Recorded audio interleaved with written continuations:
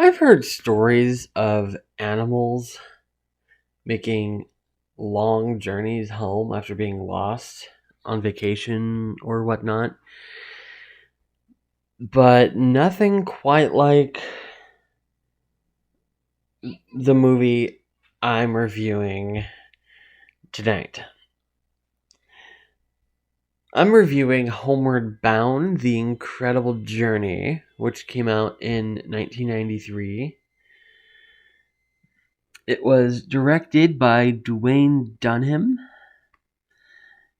and it stars Michael J. Fox, Sally Field, and Don Ameche. I'm assuming that's how you pronounce that. Now, this movie, I haven't seen this in like 20 years, maybe, give or take. Maybe longer. I almost guarantee you it's been longer. But this is such a nostalgic movie. Like, I could quote this movie, even though I hadn't seen it in so long. And when I watched it tonight, I saw it was on Disney Plus. I knew I had to watch it. And I was basically, I only quoted one moment out loud, but I was, in my mind, I was like saying it word for word. The line I said out loud, there was this guy that was like, "Here, kitty, kitty, kitty," and Sassy was like, "No, dummy, dummy, dummy," and I said the "no, dummy, dummy" part. So, like again, 1993. Wow, when I saw this, it must have been a brand new movie. But yeah, okay, this is, like I said, it's on Disney Plus, so I'm not gonna give spoilers, like heavy spoilers for like the ending, what happens, because yeah, I will say this is a very good movie, but because like I don't think there's like any real. Well, I mean, there's special effects in every movie, but there's not like CG. It's everything's like in camera. Like the animals talk to each other, but it's more like you hear their thoughts, and they think at each other, and like their mouth isn't moving. It's not one of those kind of movies Disney would later become known for. And yes, it is a Disney movie. It's actually a remake of a movie. I didn't even know it was a remake until like the early 2000s. And I saw the original, and I saw the original years ago, and it was boring. I saw it it was at the library in like 2009. Wait, did I say early 2000s? 2009 is not early 2000s. It's the opposite end of early 2000s. I was at the library, and I saw the DVD for The Incredible. Well, actually, it was labeled as Homeward Bound, and I'm like, this looks weird. Then I saw it was like 1961. I was like, oh, I didn't know that was a remake. That's why I rented it. I checked it out because it's in the library, and it's boring. The animals don't talk. There's a narrator, and it's just overall like it's not very well. It's 1963 Disney live action, so. But that was based on a novel by the same name by Sheila Burnford. I've never read it. The book's called The Incredible Journey. I don't know why it says by this. I'm reading the Wikipedia. It says based on a novel by the same name by but like if you tap where it says novel of the same name, the novel's called The Incredible Journey, not Homeward Bound. I mean, technically, the movie's called Homeward Bound: The Incredible Journey, so it's like partially the same name. Anyway, so basically, like this movie, there's three pets. There's two dogs and a cat, and they have like the owners. They're owned by three kids, and the movie begins with the wedding of the mother to the now stepfather. And I'm not entirely sure of the pacing of this. I'm not sure about if there's like a time leap or if they're just in a hurry to get out of there. I never noticed this watching this as a kid because it shows the wedding. They get married, everyone's at the house, and then literally next thing you know, it doesn't even look like it's the next day or a week later. It looks like it's the same afternoon, evening. They're like loading up the car to go, and Bob, who's the now stepfather, he's like in he's out of his wedding gear, wedding suit and everything. He's in like regular clothing. He's like, all right, kids, let's hit the road. We gotta drop the animals off at a place because remember we're going to San Francisco. And it's like, were you in that hurry to go, or was there a time leap? I don't know. It does. If it says it, or if there's a line that I missed, I don't know. But it looks like they were just in a hurry to get out of there. Where did all the guests go? I mean, it is kind of implied it's the same moment because, like, Chance, who is Michael J. Fox's character, who's a dog, American Bulldog, not pit bull. That's a different dog. Uh, Shadow is a golden retriever and Sassy is a Himalayan. Anyway, so Chance eats a wedding cake, and as they're loading up the car, like Chance like throws up the cake. So I think they are just in a hurry to get out of there. So yeah, that's poor pacing right there. But like that's like a minor complaint, I guess. They're just trying to move the movie along. Um, I guess it is kind of a big thing, like better pacing. I watched it as a kid. I didn't notice. It made sense to me. I saw the movie so many times. I didn't even think about it.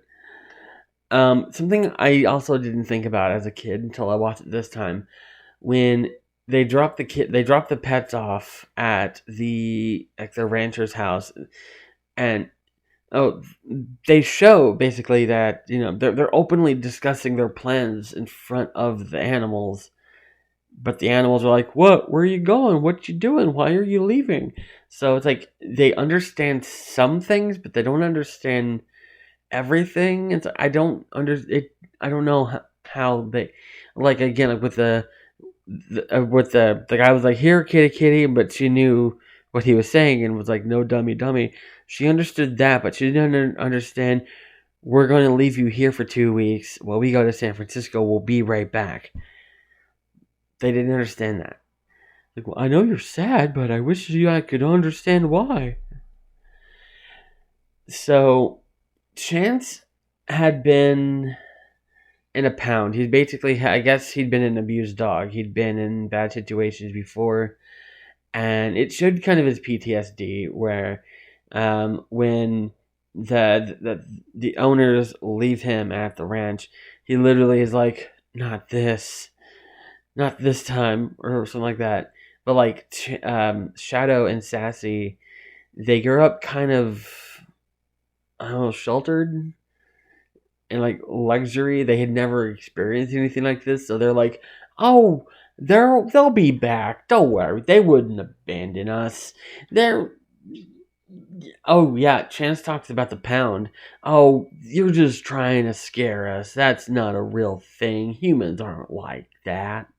So yeah, you could tell like they've never really had to rough it like Chance did. Like Chance did. And so Shadows is right. He's really depressed. Like it shows it's at least a day.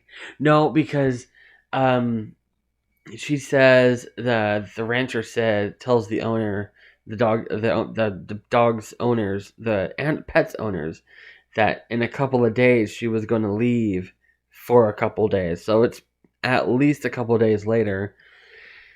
He's still depressed on the porch. Shadow is, and what he's saying is like he misses his owner. I know He doesn't understand. He's confused, but yet they're filming actual animals, and you can get them to do some things, but you can't fully control them. Shadow is basically in a deep depression, but the dog's tail is wagging and flailing all over the place. Like, he's happy. So, like, the dog's happy to be there, but the voice actor is like, I'm just really confused and I'm lost without my owner. And it's like, you're happy about it. It's like, you can't really help that. I mean, you can't really help what the dogs do. You can control them to an extent. Something I noticed, and I'm like, that kind of takes me out. It's like, he likes being sad. He likes missing his owner. But yeah, eventually, Shadow's like, I've got to go back to him. He needs me.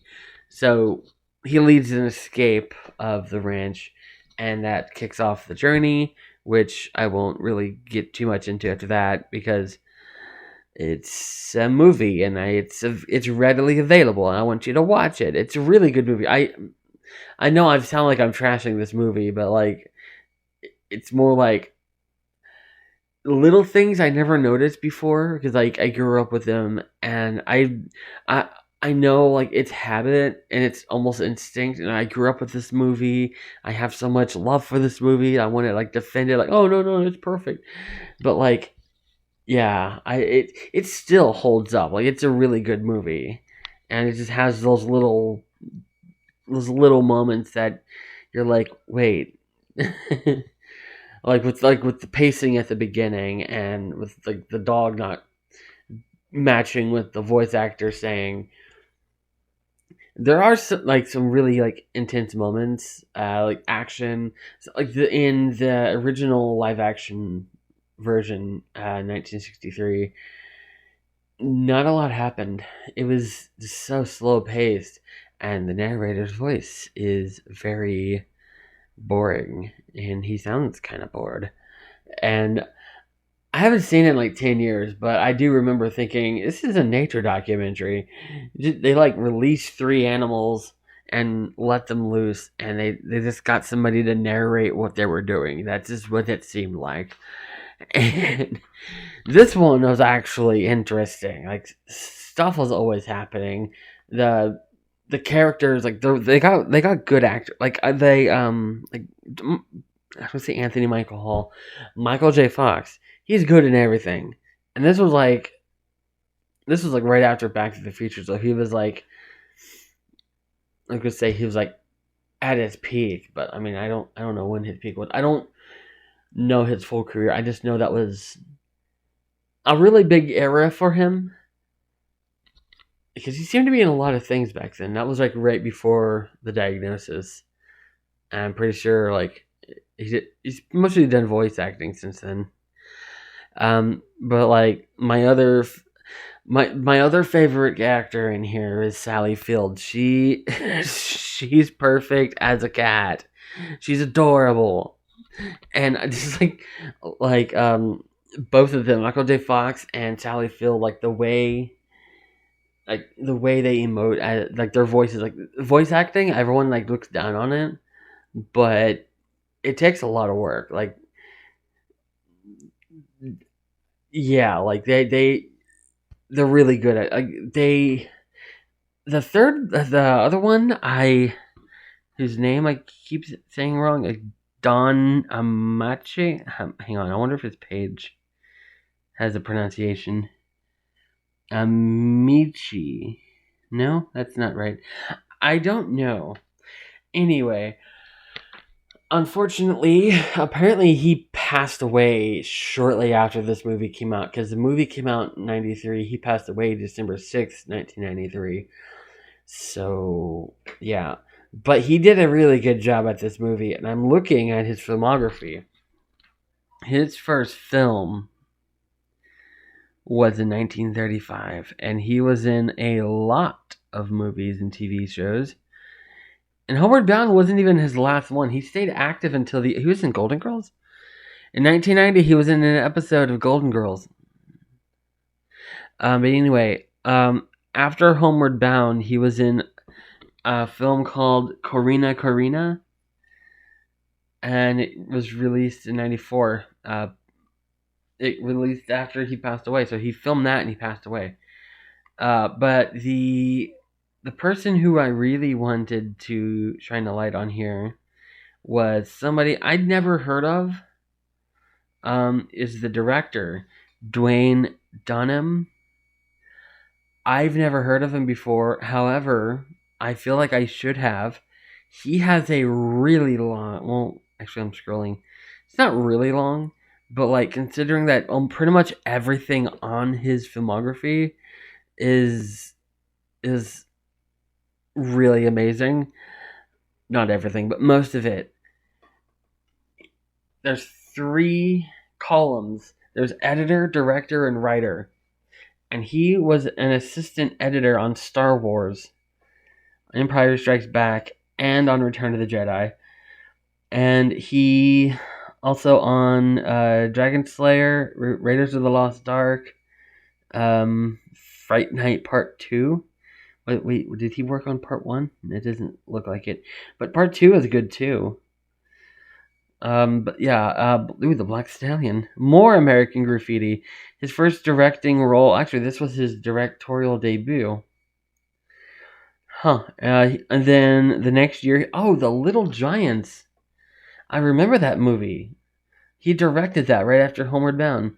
And then he didn't direct again until 2011. So there was like a 20-year gap, or however long. I'm not good at mathing. But then he did most of his directing on TV. He directed 3 episodes of Twin Peaks, 2 episodes of Jag, 2 episodes of Seventh Heaven. He directed the first Halloween Town. The guy who directed Homeward Bound directed the first Halloween Town. 7 episodes of Beyond Belief, Fact or Fiction. I love that movie. Like, holy crap, I should have known this guy. Let's scroll down.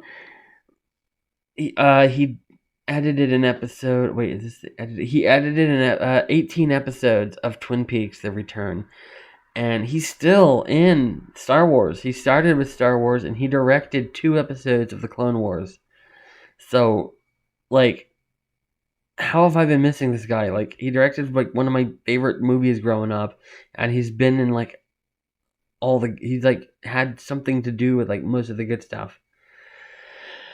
But yeah, I might at some point review the sequel, because this did get a sequel. Homeward Bound 2, Lost in San Francisco. There is something I'm thinking about doing. I'm not entirely sure. I don't want to... Okay, I'll probably say it here.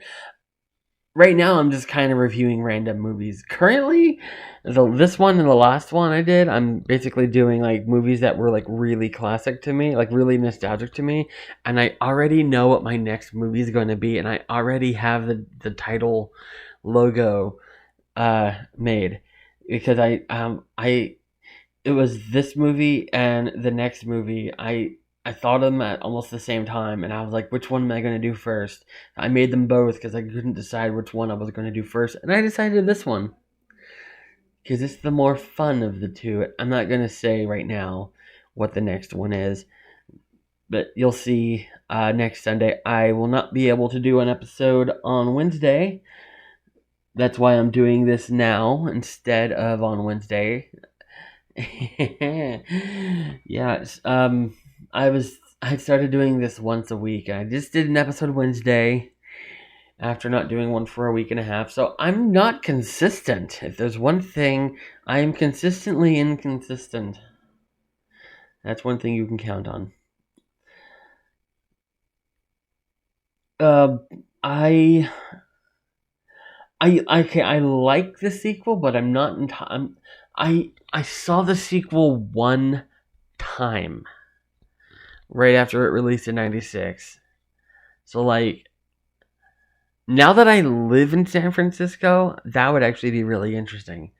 Now, because like now I live here, so it's like it'll be different now that I live here, basically.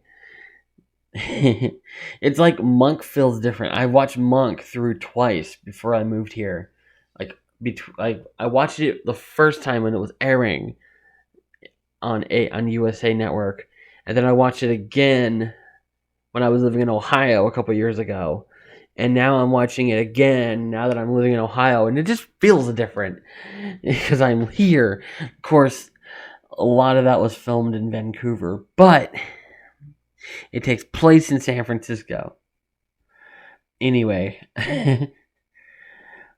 well, the fact the sequel takes place in San Francisco isn't really like kind of out of nowhere. They do reference San Francisco a lot, and it takes place in the Sierras, which I'm not gonna lie, I don't know where that is.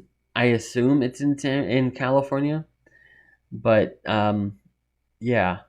I actually, you know what? I'm gonna look that up. I need to know. Oh wait, I think it'll have.